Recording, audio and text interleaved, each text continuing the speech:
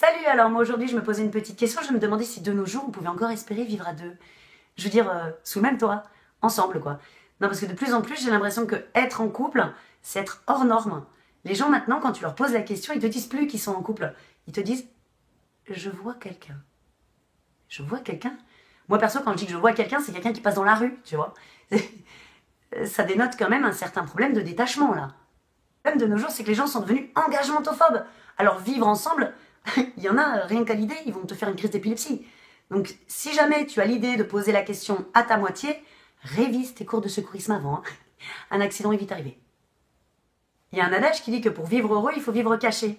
Moi j'ai quand même l'impression que de nos jours, c'est plutôt pour vivre heureux, vivre en séparé. Non, parce qu'il y a plein de couples qui vivaient ensemble, qui au bout d'un moment se séparent, prennent des appartements différents, afin de sauver leur amour. Oui, ça fait un petit peu comeback quand même. Je veux pas dire, mais si vous n'êtes pas fait pour vivre ensemble, c'est quand même qu'il y a un souci quelque part. Je veux dire, le jour où vous allez décider de faire un enfant, vous faites comment? Vous faites direct, en garde alternée? Comment ça se passe? Alors vivre séparé, ça veut dire quoi finalement? C'est être en couple avec une vie de célibataire. C'est-à-dire avoir tous les avantages sans les inconvénients. C'est pas con, quelque part. Ah bah oui, c'est sûr. Ainsi, tu vas garder une part de mystère. Chacun chez soi, on ne se voit pas tout le temps. Et quand tu te vois, bah, tu es toujours au top, bien maquillé, bien coiffé, pas un poil qui dépasse. Ah bah c'est sûr que sur du H24, ça donne pas la même. Hein. Du coup, tu te poses des petites questions. Que fait-il? Qu'est-ce qu'elle fait? Ça met du piment dans ton couple. Alors qu'évidemment, quand tu vis avec la personne... Oh, mais qu'est-ce qu'elle fait? Ah bah elle est dans la cuisine, elle est en train de sortir la machine. Et oui, le seul mystère qui va rester, c'est de savoir si toutes les chaussettes auront leurs jumelles.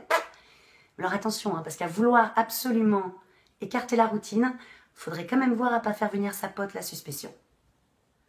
On va pas se mentir, quand tu vis à deux, au bout d'un moment, tu vois l'autre sous un autre jour. Le vrai, évidemment. Non, parce que même la meuf la plus sexy du monde ou le mec le plus beau, eh ben, au bout d'un moment, tu vas le voir avec son jogging dégueulasse, même s'il est bien porté, en position de PLS sur le canapé, devant la télé avec le filet de bave. Oui, parce que je voudrais pas faire tomber un mythe, hein, mais toutes les meufs ne se trimballent pas en nuisette et talons chez elles. Non, les mecs non plus d'ailleurs. Déjà, il y a quand même des bases et des règles pour le bien vivre à deux, je veux dire. L'envie, par exemple, hein, la première, elle est un peu primordiale. Bah oui, je veux dire, si ton mec vient te voir en te posant la question de vivre avec lui, simplement en évoquant les 2 loyers et qu'il n'arrive pas à payer ses impôts locaux, excuse-moi, ça manque légèrement de charme. Deuxième règle à respecter avant une signature de bail, partir en vacances. Ah oui, non, mais c'est même une obligation. Parce que si tu n'es jamais parti ne serait-ce que quelques jours avec ton chéri ou ta copine, pour savoir comment ça se passe en H24, notamment dans une chambre d'hôtel de 8 mètres carrés, tu peux aller droit dans le mur si vous prenez un appart ensemble, hein, je te le dis. Ah oui, parce qu'au bout de 2 jours, avec une personne, on voit vite à qui on a affaire, ses manies, ses habitudes. Soit tu vas trouver que tout se passe bien et là tu te dis mais c'est pas possible, c'est l'homme de ma vie, génial. Soit tu vas avoir envie de la passer par le balcon. Je te le dis. Alors il y a quand même une troisième règle à respecter avant d'aller vivre avec ton mec. Oui, celle-ci est exclusivement féminine. Hein. C'est qu'il va falloir passer outre ce problème de toilette. Ah bah tu peux pas passer ta vie à siffloter ou à allumer l'eau dans la salle de bain, je veux dire. Oui, il va falloir que tu assumes ton caca. Donc maintenant qu'on a décidé de vivre ensemble, la question c'est où? Ah oui, chez toi ou chez moi? Ah bah ni l'un ni l'autre, chez nous. Ah bah oui, parce que jamais il ne se sentira chez lui, chez toi, et toi, bah tu te sentiras pas chez toi, chez lui. Oui, parce que c'est un petit peu le souci de nos jours. Hein. C'est que on passe tellement de temps à vivre seul qu'on a énormément de mal à accepter l'intimité de l'autre dans notre intimité. Tu vois, ne serait-ce que de lui faire de la place dans un tiroir ou une armoire. En plus, il va arriver avec ses meubles, tu vas les mettre où? C'est pas possible. Donc il va falloir trouver un cocon à vous, avec une signature de bail, tu sais, avec les 2 noms dessus. Comme ça, il pourra pas se barrer et il pourra pas te foutre à la porte ou vice-versa. Hein. Vous serez coincés au moins pendant 3 mois. Voilà. Alors maintenant que tu vis à deux, tu vas pouvoir te provoquer des problèmes et des conflits que tu n'avais pas quand tu étais seul. C'est génial.